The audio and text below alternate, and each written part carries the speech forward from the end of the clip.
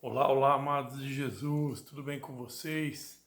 Pastor Christian passando novamente aqui para deixar mais um recadinho de Deus ao seu coração. Como é que você está? Tá tudo bem por aí?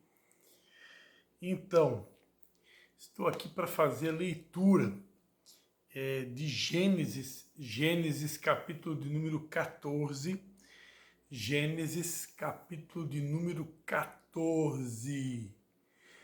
Gênesis capítulo de número 14.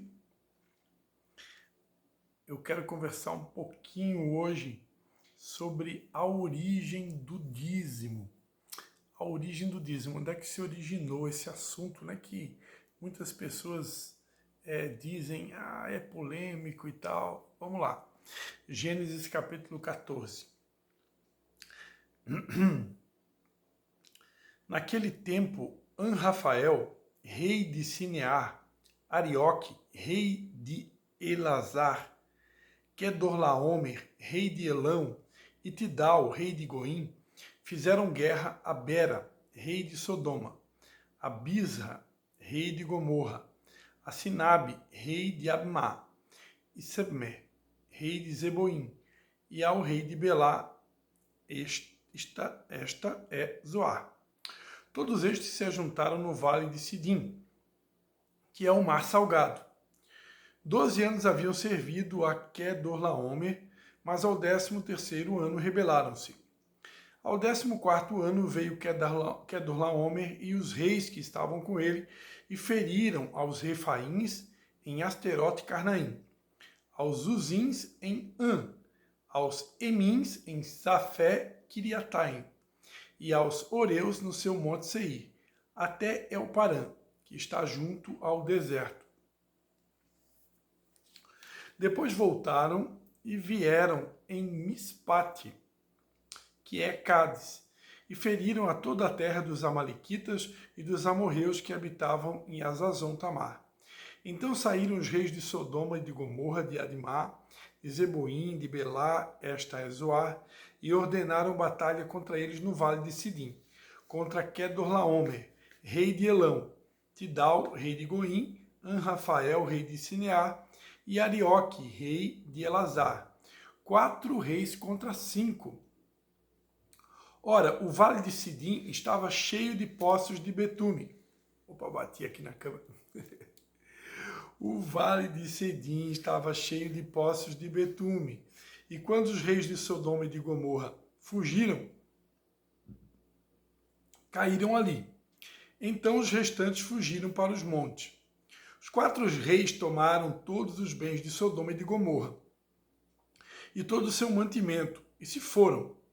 Tomaram também a Ló, filho do irmão de Abrão, que habitava em Sodoma, e os bens dele, e partiram. Então veio um que escapara e o contou a Abrão, o hebreu. Ora, habitava Abrão junto aos carvalhais de Manre, o amorreu, irmão de Escol e de Aner, os quais eram aliados de Abrão. Quando Abrão ouviu que o seu parente estava preso, chamou 318 homens treinados, nascidos em sua casa, e perseguiu os reis até Dan. Dividiu-se contra eles de noite, ele e os seus servos, e os feriu, perseguindo-os até Obá, que fica à esquerda de Damasco. Assim trouxe de novo todos os seus bens e também a Ló, seu sobrinho, e os bens dele, e também as mulheres e o povo. Depois que Abrão voltou de ferir a Quedorlaomer e aos reis que estavam com ele, o rei de Sodoma saiu-lhes ao encontro no vale de Safé, isto é, o vale do rei. Então Melquisedeque, rei de Salém, trouxe pão e vinho. Ele era sacerdote do Deus Altíssimo e abençoou a Abrão, dizendo: Bendito seja Abrão pelo Deus Altíssimo, o Criador dos céus e da terra. E bendito seja o Deus Altíssimo, que entregou os teus inimigos nas tuas mãos. Então Abrão deu-lhe o dízimo de tudo. O rei de Sodoma disse a Abrão: Dá-me as pessoas e os bens, toma-os para ti. Abrão, porém, respondeu ao rei de Sodoma: Levantei a minha mão ao Senhor, o Deus Altíssimo, o Criador dos céus e da terra, jurando que não tomarei coisa alguma de tudo que é teu, nem um fio, nem uma correia de sapato, para que não digas, eu enriqueci a Abrão, salvo tão somente o que os rapazes comeram, e a parte que toca aos homens que foram comigo. Aner, Escol e Manre, estes que tomem a sua parte. Amém, queridos? Então está feita aí a leitura do capítulo 14 de Gênesis. E por que eu fiz toda a leitura do capítulo 14? Né? Para você se contextualizar e aprender conosco aqui a origem desse assunto que algumas pessoas consideram polêmico, que é a questão do dízimo, né? É muito comum a gente ouvir as pessoas dizerem o dízimo é algo do Antigo Testamento, então no Novo Testamento nós não devemos, como agora nós fazemos parte de uma nova aliança, nós não devemos entregar o dízimo. Então, a verdade é que o dízimo, ele não é algo da lei, ele é algo que partiu de um gesto de generosidade de um homem. A palavra de Deus diz lá em Provérbios que a alma generosa prosperará. Quem semeia com abundância, quem planta com abundância, vai colher com abundância. Quem semeia pouco, vai colher pouco. Quem não semeia nada, não vai colher nada. O mundo espiritual, o reino de Deus, ele é regido por princípios. Quando você pratica o princípio te abençoa. Quando você quebra o princípio te quebra. No caso do dízimo, a gente encontra aqui a história onde 300 homens que haviam sido treinados, na verdade 318 homens, para ser mais específico, que haviam sido treinados por Abrão, nascidos na casa dele, né, perseguiram um exército, na verdade era aqui 5 contra 4, é isso? E eles acabaram vencendo uma guerra. Eles venceram uma guerra. Esses homens, esses 318 homens treinados por Abrão, venceram uma batalha. E quando eles venceram essa guerra, essa batalha, a palavra de Deus vai dizer que depois que Abrão voltou de ferir Quedorlaomer e aos reis que estavam com ele, o rei de Sodoma, então, saiu-lhe ao encontro no vale de Safé, que era o vale do rei. Nesse momento, entra em ação aqui um personagem muito interessante na Bíblia, que é Melquisedeque.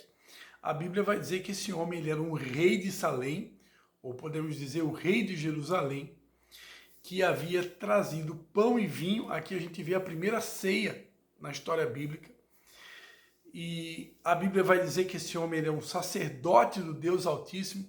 Há quem diga que isso é uma espécie de teofania, né, uma cristofania, uma aparição de Cristo já no Antigo Testamento, porque assim como Jesus é o príncipe da paz, esse homem aqui também era o rei de Salém, ou seja, o rei da paz. Assim como Jesus é um sacerdote do Deus Altíssimo, esse homem aqui também, né? E ele não tinha genealogia de dias, nós vamos encontrar isso na Bíblia. Então, várias características que apontam na possibilidade desse homem ser o próprio Jesus. E o fato dele celebrar a primeira ceia na Bíblia. Então, a Bíblia vai dizer que ele abençoou Abrão, dizendo: bendito seja Abrão pelo Deus Altíssimo, o Criador dos céus e da terra. Então, ele abençoou novamente Abrão, dizendo: bendito seja o Deus Altíssimo que entregou os teus inimigos nas tuas mãos. Quando esse sumo sacerdote aqui abençoa Abrão, imediatamente Abrão tem uma postura, uma decisão do coração de entregar o dízimo daqueles despojos daquela guerra que ele havia acabado de vencer, juntamente com esses 318 homens. Abrão pega então uma 10ª parte do que ele recebeu dos despojos dessa guerra e ele entrega a esse sacerdote de Salém, chamado Melquisedeque, né? Então, aqui é a primeira vez na Bíblia que a gente vê essa expressão sobre dízimo. Veja que aqui Melquisedeque não pediu isso para Abraão, Melquisedeque não exigiu nada de Abraão, Melquisedeque simplesmente estava ali naquele momento, abençoou Abraão, trouxe pão e vinho para tomar uma ceia com Abraão, não fez nenhum pedido. Mas Abraão, porque tinha um coração generoso, Abraão decidiu entregar. Ele percebeu que aquele homem não era um homem comum, era alguém que representava Deus, ele era um sacerdote do Deus Altíssimo. Então Abraão, sabendo que aquele homem representava Deus, ele foi ali e entregou a 10ª parte do que ele recebeu naquela guerra para aquele homem. Não há aqui nenhuma lei acerca do dízimo. Melquisedeque não fez nenhum pedido a Abraão, não havia ninguém obrigando Abraão a nada, simplesmente por causa de uma disposição do coração, Abraão decide entregar os dízimos para Melquisedeque, né? Podemos dizer também que, na verdade, né, amados, não foi tão difícil assim para Abraão, até porque ele recebeu 100% dos despojos daquela guerra, né? Então, Abraão estava ali com certeza com muito recurso e ele apenas separou uma 10ª parte dos recursos, né? Deus deu para ele, através da vitória naquela guerra, Deus deu para ele 100% dos despojos. E Abraão, então, resolve pegar a 10ª parte e entregar para Deus. Ninguém pediu nada para Abraão, não vamos também tirar o mérito de Abraão, e Abraão decidiu, então, entregar para Melquisedeque a 10ª parte. É aqui que nasce o dízimo na Bíblia. Não havia lei, não havia nenhuma solicitação, não havia nenhuma obrigação, e Abraão decidiu entregar, né? Mas na frente, lá no livro de Levítico, nós vamos ver Deus estabelecendo o dízimo como uma lei, né? Para sustento dos sacerdotes e dos levitas que cuidavam dos utensílios sagrados do tabernáculo de ouro, da casa de ouro, né? Então, Deus gostou da ideia e transformou em lei. Nos dias de hoje, amados, nós vivemos a era da graça, né? Não é nem por força, nem por violência. Mas o princípio que norteou o coração de Deus e que fez ele estabelecer o dízimo como lei era um princípio muito simples. Deus estava preocupado, mais especificamente com a família de Arão e com os levitas, porque esta família sacerdotal, a família de Arão, era uma família que se dedicava totalmente, exclusivamente, integralmente para o reino. Então, assim como os levitas, né, que não tinham herança de terra, a herança dos levitas é o Senhor. Então Deus, preocupado com estas pessoas, com a família de Arão, com a família dos levitas, que se dedicavam integralmente a Deus, Deus então estabeleceu o dízimo como lei para que houvesse mantimento dessas famílias, que representavam a Deus. Anos se passaram, nós agora vivemos um contexto de Novo Testamento, mas eu acredito que o coração de Deus não mudou. No coração de Deus, a prioridade dele, quando alguém ensina sobre dízimos numa congregação, numa igreja, numa denominação cristã, a preocupação de Deus continua sendo a mesma. O sustento dos seus obreiros, o sustento dos seus pastores, o sustento dos seus levitas, daqueles que, principalmente, que trabalham no ensino da palavra de Deus. A Bíblia diz em Timóteo que aqueles que trabalham no ensino da palavra de Deus são dignos de duplicada honra. E há muitas versões bíblicas que traduz esse texto como duplicados honorários. A verdade é que Deus gostaria que aqueles que ensinam a palavra, aqueles que são linha de frente, aqueles que são os pastores, os levitas, que eles pudessem ter uma remuneração justa, digna, para que eles pudessem então sustentar sua família, seus filhos, seus cônjuges, com tranquilidade, não tendo falta de nada, para que eles possam então se dedicar ao ministério, se dedicar ao reino com tranquilidade. Então eu creio que esse é o coração de Deus. Deus se preocupa com a família, com as famílias sacerdotais. Deus se preocupa com a família dos levitas, estes que representaram Deus na antiga aliança e que representam Deus na nova aliança, né? Tenho certeza, pessoas são muito mais importantes do que coisas. Então, muito mais importante do que usar esse recurso do dízimo para sustentar prédios, ar-condicionado, matéria, muito mais importante é o sustento dos representantes de Deus, dos obreiros, dos sacerdotes, dos levitas, dos pastores, dos apóstolos, dos mestres, enfim, daqueles que estão se doando no ensino da palavra de Deus, se doando no exercício do dom ministerial para o reino. Essas pessoas são muito mais importantes do que o templo, do que o patrimônio, do que as construções de alvenaria ou de madeira. Não que o templo não seja importante, o templo também é importante, mas os seres humanos, aqueles que ensinam a palavra, aqueles que pastoreiam, aqueles que estão à frente da obra, são muito mais importantes do que o prédio, são muito mais importantes do que a construção. Amém? Claro que Deus, que é o dono da prata e do ouro, ele tem condições de sustentar tanto o prédio, o patrimônio, como os seus obreiros. Agora, nós que administramos os recursos que muitas vezes chegam a nós, né, nós líderes eclesiásticos, é nossa obrigação e responsabilidade discernir, compreender que pessoas são mais importantes do que coisas. Aqueles que trabalham à frente da obra são muito mais importantes do que a construção, do que o templo. O templo passa, né? Na época de Jesus havia um grande templo. E certa feita, quando os discípulos indagaram sobre quando seria a sua segunda vinda, Jesus vai dizer, lá no Evangelho de Mateus, capítulo 24, Jesus vai dizer, olha, aqui não ficará pedra sobre pedra, né? Que não seja derrubada. Jesus estava ali assentado sobre o Monte das Oliveiras quando ele declarou, né? Os discípulos ali, Mateus 24, diz assim, ó, saindo do templo, Jesus ia se retirando quando se aproximaram dele os seus discípulos para lhe mostrarem a estrutura do templo.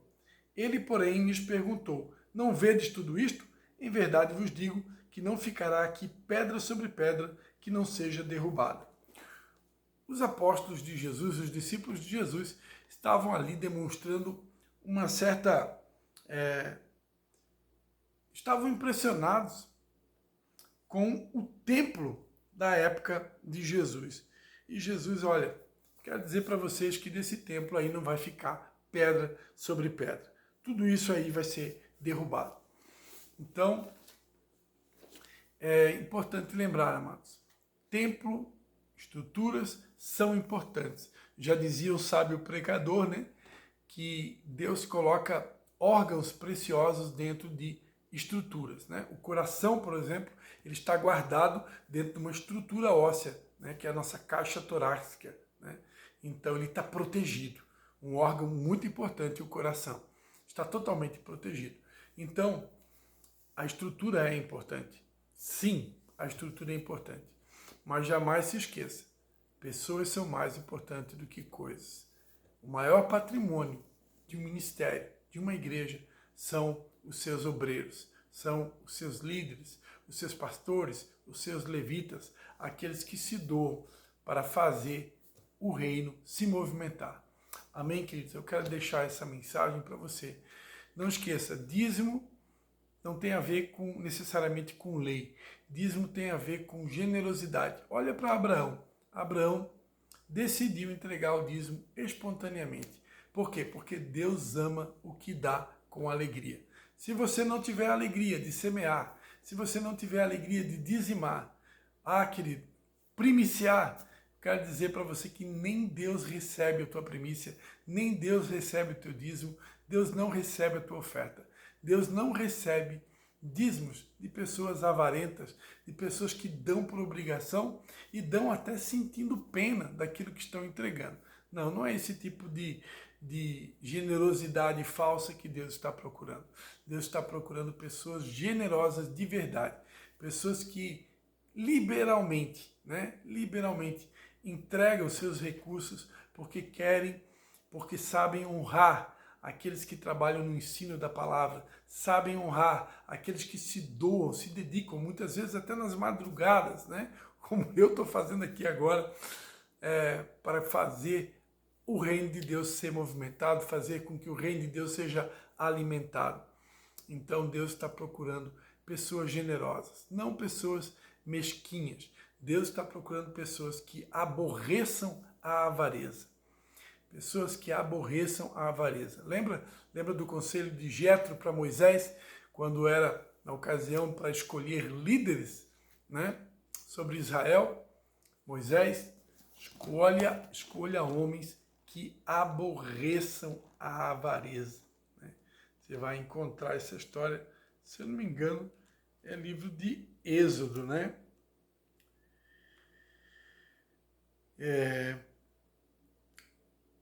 Deus disse para Moisés, né? Procura dentre todo o povo homens capazes, tementes a Deus, homens de verdade, que aborreçam a avareza.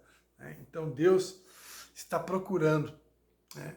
Assim como Jetro deu esse conselho para Moisés, eu acredito que Deus, da mesma forma, está procurando homens e mulheres que sejam capazes, que sejam tementes a Deus, que sejam de verdade e que aborreçam a avareza, ou seja, sejam pessoas generosas, completamente desprendidas da matéria, que sabem que o recurso que Deus colocou na mão delas é tão somente para o sustento do reino de Deus, dos obreiros, dos servos de Deus e também, por que não, do patrimônio. Amém, queridos? Então, vou parando por aqui. Espero que você tenha gostado desse vídeo. É uma maneira simples de explicar para você a origem da palavra dízimo. Amém? Lembrando que do Senhor é a terra, o mundo e todos os que nele habitam. Tudo pertence ao Senhor, porque dele, por ele e para ele são todas as coisas. Quando você entrega o seu recurso a Deus, não pense que você é dono de alguma coisa. Tudo é dele. Ele está apenas permitindo você administrar. Afinal de contas, eu e você somos mordomos, somos despenseiros da seara do Senhor. Beijo no coração.